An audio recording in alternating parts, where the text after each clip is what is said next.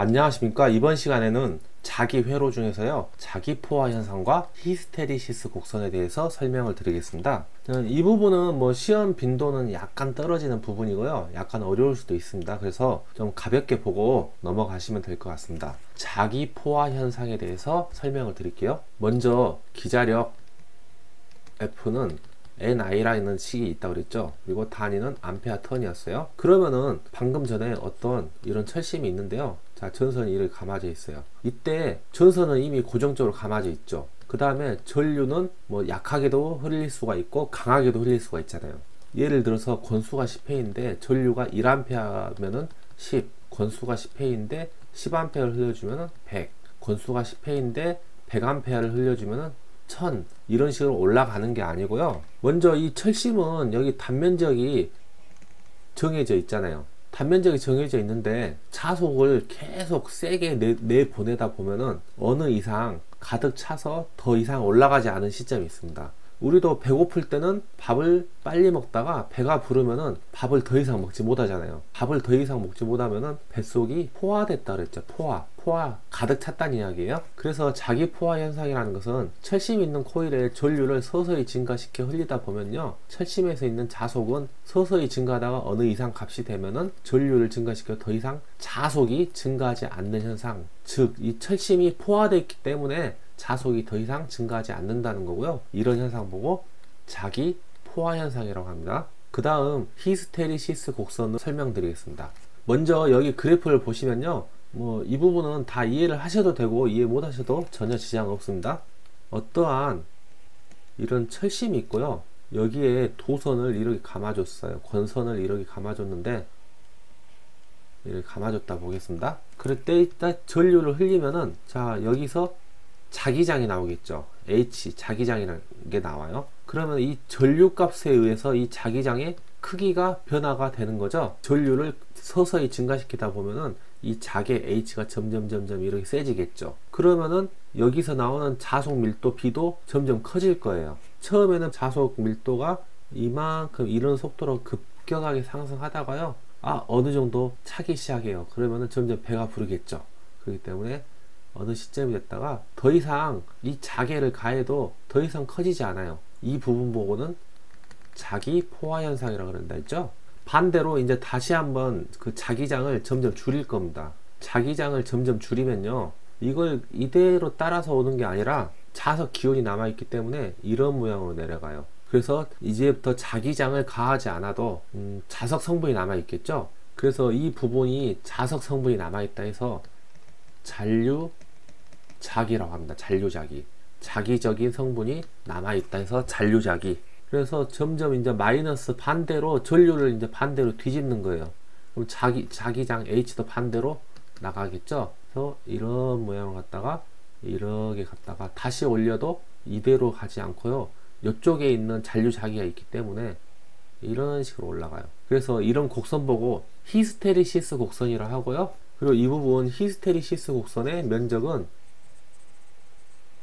자, 이런 면적들 있죠. 자, 이런 면적 보고요, 히스테리시스 손실이라고 부릅니다. 이런 에너지 충돌이 일어나면서요, 어떤 열로 소비되는 에너지, 이렇게 생각하시면 될 것 같습니다. 그리고 이 부분 보고는 보자력이라고 하고요. 보자력. 이런 곡선 보고 또 히스테리시스 곡선이라고 부르기도 하고 BH 곡선이라고 부르기도 합니다. 그러면은 자속 밀도 B와 만나는 지점이 잔류자기가 되는 거고요, H와 만나는 부분이 보자력이 되는 겁니다. 이것도 시험 문제 나와요. 그런데 이걸 두 개 다 같이 외우려고 하지 마시고요, 하나만 외워요. 하나만. 그러면은 B와 만나는 게 잔류자기죠. 그러면은 B잔, 이렇게만 외워두실게요. B잔. B가 자속 밀도잖아요. 자속 밀도와 만나는 부분은 잔류자기다. 이렇게 외워두시면 될 것 같습니다. 그 다음에 이 영구자석의 조건이 있는데요. 영구자석 조건은 보자력과 잔류자기가 모두 커야 되는 게 이제 영구자석의 조건이고요. 전자석의 조건은 잔류자기는 커야 되는데 보자력은 작아야 돼요. 자, 얘는 그냥 암기하면 되겠죠? 그래서 다시 한번 정리해보면은 자기 포화 현상이라는 것은 철심에 자기장을 아무리 세게 해봤자 어느 이상까지는 올라가지 않는다. 이런 거고 자기 포화 현상이라고 하고요. 히스테리시스 곡선은 BH 곡선이라고 부르기도 하는데요. 이 잔류작이라는 것은 비잔 이렇게 외우시고요. 어떤 쇠 조각이 있어요.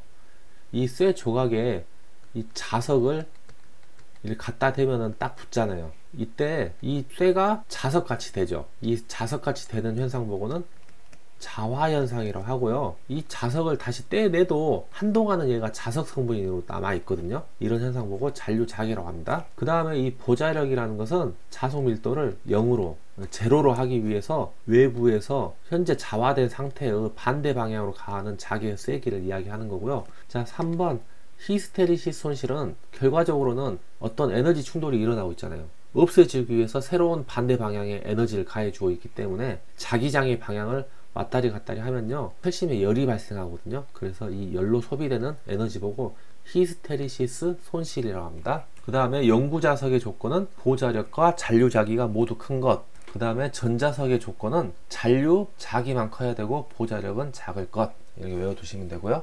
문제를 풀면서 설명을 드리겠습니다. 1번 문제 보겠습니다. 히스테리시스 곡선의 가로축과 세로축은 무엇을 나타내는가? 자, 그러면 히스테리시스 곡선에서요 이런 좌표축을 그릴 거예요.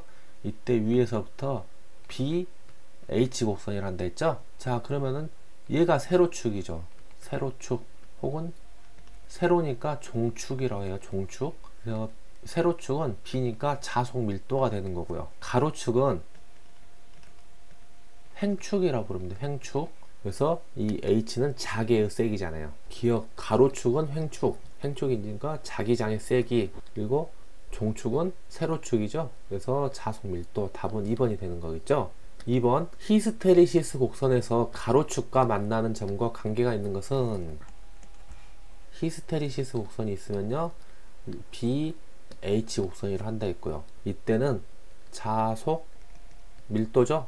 H는 자기장의 세기를 나타내고요. 이때 히스테리시스 곡선이라는 것은 이렇게 출발했다가 이렇게 가서 이렇게 가죠. 그래서 이렇게 세로축과 만나는 지점, 여기는 비잔으로 외웠죠. 세로축은 잔류자기, 가로축은 보자력, 이렇게 외우시면 된다고 했죠. 2번의 답은 1번 보자력이 되는 거고요. 가로축과 만나는 점과 관계가 있는 것이죠. 보자력이 됩니다. 3번 문제 보겠습니다. 다음 설명의 기억과 니은에 들어갈 내용으로 옳은 것은 히스테리시스 곡선에서 종축과 오타네요. 만나는 점은 자 종축이 뭐죠? 이렇게 세로축이죠. 세로축. 자 세로축과 만나는 지점은 자 여가 B축이라 했죠. 자속 밀도가 되는 거고 세로축과 만나는 것은 비잔. 종축이니까 잔류자기가 되는 거죠. 횡축은 이렇게 만나요. 자 여기는 보자력 이렇게 외우시면 되고요. 답은 2번 이렇게 하시면 되겠죠. 4번 문제 히스테리시스 선은 최대 자속 밀도 및 주파수의 각각 몇 승에 비례하는가? 자 얘는 그냥 외워버릴게요. 최대 자속 밀도의 1.6배 주파수의 1.0배. 그냥 얘는 문제로 외우세요. 문제로. 다음 페이지 보겠습니다. 영구 자석의 재료로서 적당한 것은 자 영구 자석은 계속 영구적으로 지 혼자서 계속 자석인 애들이 영구 자석이죠. 냉장고에 붙여놓는 자석 같은 거 있잖아요. 자 이때는 잔류자기와 보자력이 모두 큰 게 영구 자석의 조건이고요. 전자석은 잔류자기는 클 것, 보자력은 작을 것 이렇게 외워두시고요. 자 6번 문제 보겠습니다. 전자석의 특징으로 옳지 않은 것은 자 전류의 방향이 바뀌면 전자석의 극도 바뀐다. 전자석도 당연히 자 이런 철심이 있고 전선이 코일이 이렇게 감아져 있어요. 자 전류가 이렇게 흐르면은 자기장이 이렇게 나오죠. 하지만은 전류 방향이 이렇게 되면은 자기장이 이리로 나오죠. 그렇기 때문에 전자석 극도 바뀐다. 얘도 맞고요. 코일을 감은 횟수가 많을수록 강한 전자석이 된다. 기자력 F는 NI. 코일을 많이 감으면 많이 감을수록 기자력 세지죠. 즉 자기장이 세진다는 이야기예요. 그래서 얘도 맞고요. 3번 전류를 많이 공급하면 무한정 자력이 강해지지 않죠. 왜냐하면은 이유가 뭐예요? 자기 포화 현상 때문에 어느 이상 올라가지 않습니다. 그래서 답은 3번. 4번 같은 전류라도 코일 속에 철심을 넣으면 더 강한 자석이 된다. 자 왜냐하면은 얘가 철심이에요. 얘가 철심인데요.